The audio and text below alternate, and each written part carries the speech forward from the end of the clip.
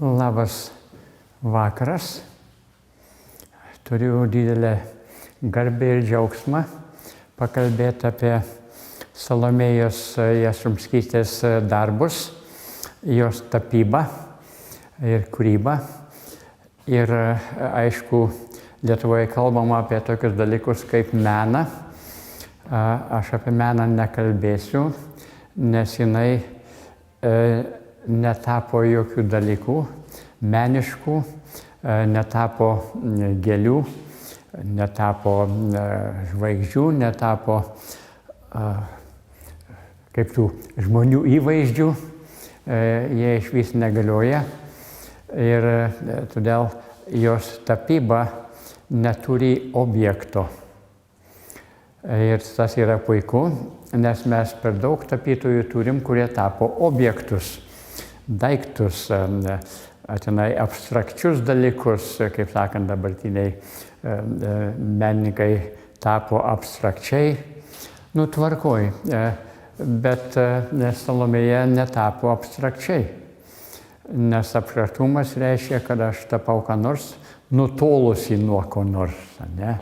Va, čia yra daiktai, aš tapau jų spalvas nuotolyje. Tai kodėl tada jos darbas yra įdomus ir išskirtinis? Turiu prisipažinti, kad nesu menininkas, net nemokėčiau sienos nudažyti, tai todėl aš atpažįstu ne meną, bet pasaulį. Ir va, dabar jos darbai vadinasi Juklydais, ir tai čia aišku yra Juklydai visokių kitokių pobūdžių. Juklydas labai nustebtų, kad jo vardas vartojamas, kaip sakant, taip nuodėmingai. Bet yra dalykas toks, kad juklydiškas pasaulis yra labai griežtas ir tikslus, net galima jį apibūdinti matematiškai, bet mes pasaulio kosmoso matematiškai ir kategorijomis negalima apibūdinti, todėl aš nevartosiu jokių kategorijų, kalbant apie Salomėjos kūrybą, nes pasaulis neturi duoties, kuri gali būti apibūdinta kategorijomis.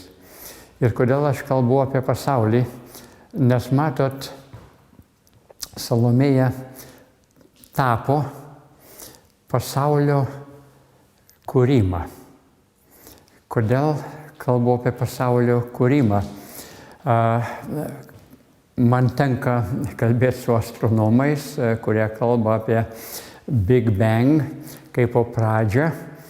Ir dabar mes nežinom, kur ta pradžia yra ir net nesurasim jos. Tai reiškia, kad galima net kalbėti apie kosmosą, kas yra laikas ir erdvė ir judesiai. Kad visuomet kosmosas prasideda, kur tik pasirodo bet koks žvaigždynų sprogimas. Tenai pasirodo visai kitokie fenomenai, viskas pasikeičia ir tuo atveju gimsta visą laiką, kabutėse visą laiką, pasaulis. Ir pasaulis visuomet prasideda gan dinamiškai. Ir tas reiškia, kad juklydai, kurie turi nuobrūžas tiesias, linijas tiesias, yra sprogdinami. Tos erdvės, kurias mes pažįstam, kaip 3 dimensijų ar net ir 4 dimensijų, visuomet yra neužtenkamos. Nes kada yra kosminiai įvykiai, tai yra sprogimai, kur viskas sklinda ir dingsta, tuose kloduose negalima kalbėti, kad jie yra kur nors. Jie kūrė savo laiką, kūrė savo erdviškumą. Ja? Tai todėl jos tapyboje mes matom, kad yra iš tamsos, pavyzdžiui, astronomiškai kalbant, kyla iš tamsos, iš kaži kur šviesa. Ir ta šviesa sklinda, bet taip pat sklinda per tamsumas ir dingsta į tamsumas. Bet tamsuma nereiškia, kad ten nieko nėra. Kaip tik tamsuma akcentuoja šviesumą. Ir dabar matome jos tapyboje tokius dalykus.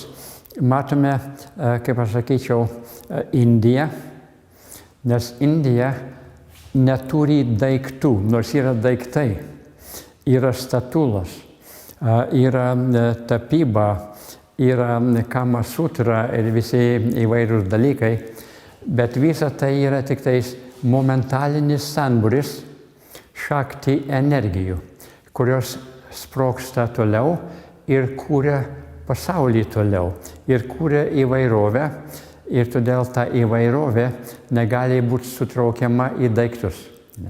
Tai kalbant estetiškai, ir tai Salomėjos darbai yra estetiški, o ne meniški, estetika reiškia pagauti tą gimimą, tą beperstojį kosmoso savęs kūrimą, o ne daiktus. Tai čia, sakau, yra šakti energijos, kurios yra taip pat kali energijos, tamsuma, kuri persunkia šviesą, bet šviesa taip pat eina per tamsumą. Ir tai yra, galim sakyti, net čia yra kinietiški dalykai, yin-yang, nes išskirti šviesą nuo tamsos neįmanoma. Šviesa eina per tamsumą, tamsuma per šviesą. Vienas be kito neįmanoma. Galima suformuoti paprastai, čia vienoje pusėje tamsa, kitoje šviesa, bet yin-yang yra šviesa turi tamsumą ir tamsuma šviesą. Tai yra toksai visuomet pulsuojantis viens per kitą ir viens per kitą yra permatoma. Tai Salomėjos estetikoje pasirodo permatomumas.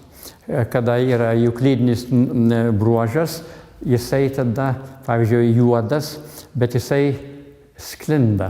Sklinda ir pasirodo per jį šviesa. Ir negalima, kaip sakant, atriboti. Kur yra šviesa, čia šviesa, o ten bus tamsa. Tai yra transparencija arba, kaip manyti, permatomumas. Čia filosofija buvo daug diskusijų prieš 20 metų, kaip suprast permatomumą. Ne? Ar yra fenomenai permatomi? Tai kaip tik Salomėja mums parodo, kaip yra įmanoma permatyti per šviesą tamsą, per tamsą šviesą. Ir kaip viena be kitos negalioja, bet taip pat viena nėra šalia kitos. Ne? Tai tas kūrybiškumas, ta energija. Ir taip pat yra dar vienas labai įdomus dalykas jos tapyboje, kada yra sutraukta momentaliai, truputį lyg, kad būtų duota anglis.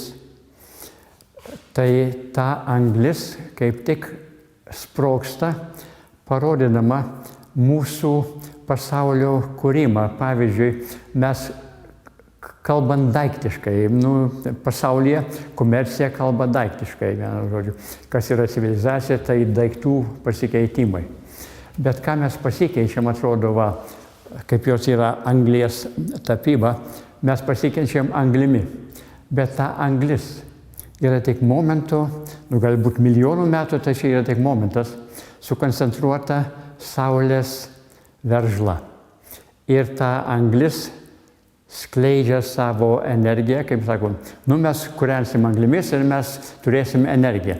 Tai jau anglyse jau yra ta sklaida tos energijos, saulės, čionai, kaip sakant, antplūdis, kuris buvo sukoncentruotas momentu, mes jį iškasam, bet taip pat tas momentas skleidžia savo kosminę, kaip sakant, aistrą, savo gyvybiškumą ir skleidžia be jokio tikslo. Matot, kai yra menas, koks tikslas nutapyti tą dalyką? Koks yra tikslas pasaulio savęs kūrybos? Jokio tikslo. Savęs kūryba. Ir tada tame klode savęs kūrybos mes suprantam labai svarbų dalyką mūsų gyvenime. Nes gyvenimas nėra duotas, nėra kito pagrindo. Nu, čia mes surasim gyvenimą iš biologijos ar chemijos, ar tenai atomarinių dalių. Ne. Gyvenimas aiškina save per save.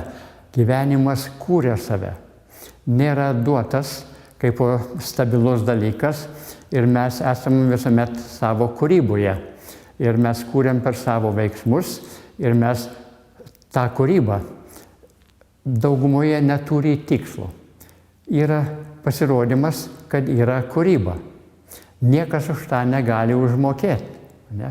Aš kuriu save. Kokia yra kaina man? Nėra. Nieko iš to nieks negauna, lyg kad būtų daiktas. Bet ką gaunam iš Salomėjos darbų, tai tas kūryba, kuri save kūrė.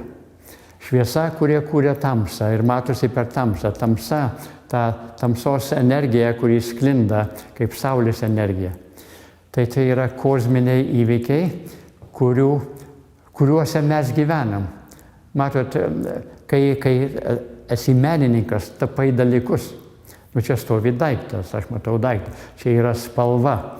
Bet ką ji parodo, kad visa mūsų apsuptis yra kūrybiška ir mes toje apsuptyje dalyvaujam toje kūryboje. Vienu žodžiu, jos estetika yra pratęsimas pasaulio kūrybos, savęs kūrybos. Ir visa tas įsilieja be jokio tikslo. Kaip pavyzdžiui, sakom, dabar sukursim jėgainės ir sugausim saulės energiją, tada bus tikslas, ne? Bet saulės energija, nes nėra saulės. Saulė nėra daiktas. Tai yra šturmuliai. Šakti jėgos, sklinda, sprogsta, kūrėsi ir dauguma įsilieja. Ir mes turim aurorą borealis. Gražu, be jokio tikslo. Ten saulės grožis pasirodo, saulės savęs kūryba ir savęs skleidimas ir dingimas. Juk ten nėra daiktas, ne? Tai Salomėja mums parodo, kad ir mes nesam daiktai. Mes esam be perstojo kūrentis ir jeigu mes nustojam kurt, tai gal dar stovėsim ant užpakalinių kojų, bet geriau atsigulti ir dingti. Nes tada nieko nebelieka. Nors dar esu žmogus. Ką tas reiškia? Ne? Tai todėl jį mus apsupa pasauliu. Pasauliu, kuris kūrėsi, kuris yra permatomas ir uždengiamas tuo pačiu, kuris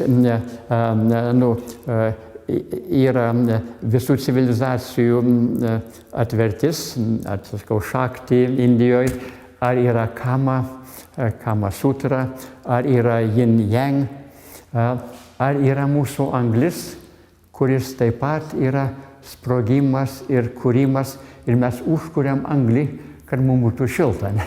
Kūryba.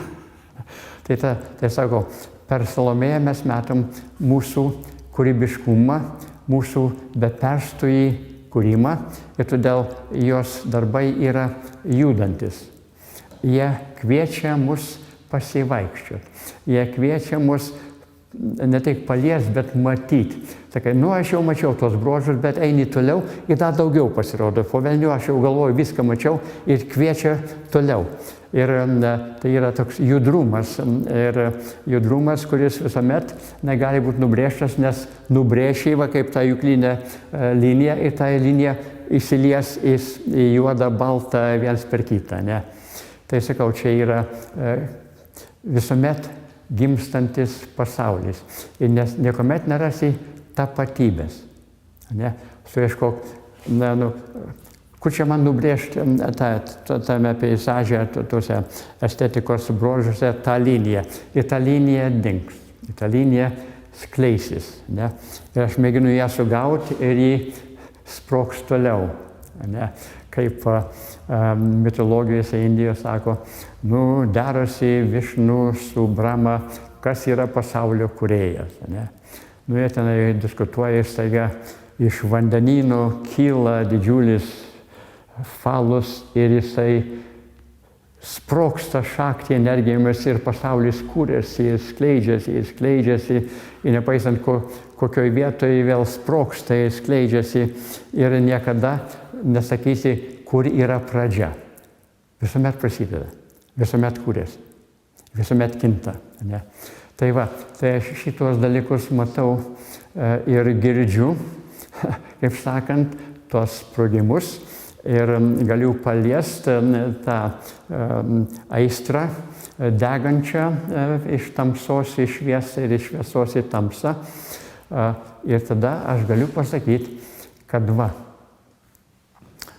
tuose sprogimuose aš galiu sakyti, va, dabar ateina tamsa ir kurios paviršiuje šuns balsas laižo tamsos paviršių, ne? Nakties paviršių. Ir aš galiu palaižyti tą paviršių, bet tas paviršius bus skanus, nes jis mane į tamsą įvilios ir aš dingsiu jame ir sprogsiu ir pasidarysiu šviesa. Ne? Tai tas nutapimas yra beveik neįmanomas, bet Salomėja įmanė. Aš žiūriu tokią juostelę ir įkrypsta, atrodo, kad jis suksis sparnais, ne? Ir suksis sparnais ir sudarys sūkurį, bet kokioje vietoje. Ne? Ieškai tenai perspektyvos taškų, jo nėra, ne? Jisai sklinda. Ir yra tas. Nu, kaip sakyti, aš matau ir iš tos pusės ir nėra duota kokia nors, kaip sakant, matematinė erdvė. Tai va, aš tiek gal ir norėjau pasakyti.